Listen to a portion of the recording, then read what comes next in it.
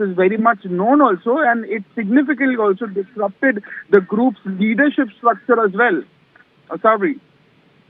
Absolutely, Brian, stay on with us. In fact, more breaking news coming in on the same front, where the Israeli Air Force has recently launched airstrikes on military targets in Yemen, specifically targeting Houthi-controlled sites, including power plants and a seaport. The Israeli Defense Forces said that the IAF struck military targets belonging to the Houthi terrorist regime in Yemen in response to their recent attacks against Israel. Meanwhile, the Houthi-run health ministry said in a statement that Israeli strikes led to the death of 4 people, while 29 others were injured. These are, of course, again, latest developments coming in at this point in time. My colleague Brian is still with us on the broadcast. Brian, now power plants and seaports in Yemen are being targeted. If you could take our viewers through the details on that front.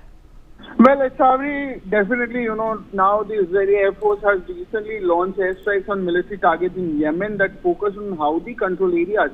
And even included key power plants at the seaport as well. Even the IDF also stated that the IAF rather struck military targets belonging to the Houthi terrorist regime in Yemen in response to the recent attack against Israel. And the post also further explained that the targeted sites, which included power plants, seaport, were being used by Houthis to transport Iranian weapons and military supplies as well as oil to the region. Now, the IDF also emphasized its commitment to safeguarding Israeli citizens, noting that over the past years, the Houthis, under Iran's direction and funding, in coordination with Iraqi militias, have been working to attack Israel, destabilize the region, and even disrupt global freedom of navigation.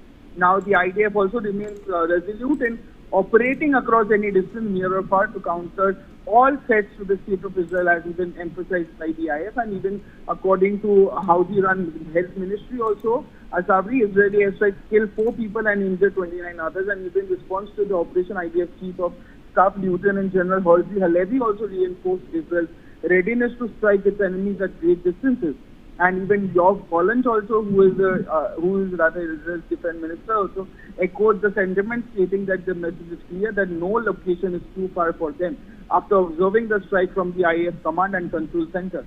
Meanwhile, yes, there have been tensions that spiked further in Middle East as well, as Hezbollah launched missile attacks on Haifa and northern Israel. And even in another post on X also, the IDF reported that more than 1 million Israelis are now rushing to shelters after Hezbollah fired missiles and at Haifa and northern Israel. Yes.